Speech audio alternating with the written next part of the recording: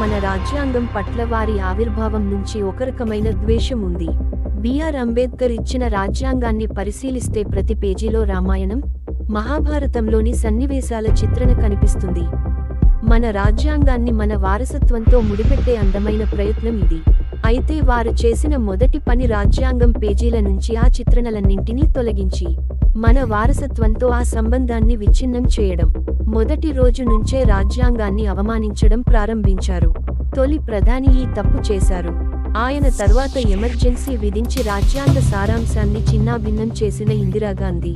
రాహుల్ గాంధీ తండ్రి ప్రధాని కాగానే దేశంలోని మొత్తం మీడియానే సెన్సార్ చేసే చట్టం తేవాలని ప్రయత్నించారు. అప్పుడు ప్రతిపక్షం రంగంలోకి దిగడంతో ఆయన చట్టాన్ని రద్దు చేయవలసి వచ్చింది అని ప్రధాని మోదీ అన్నారు.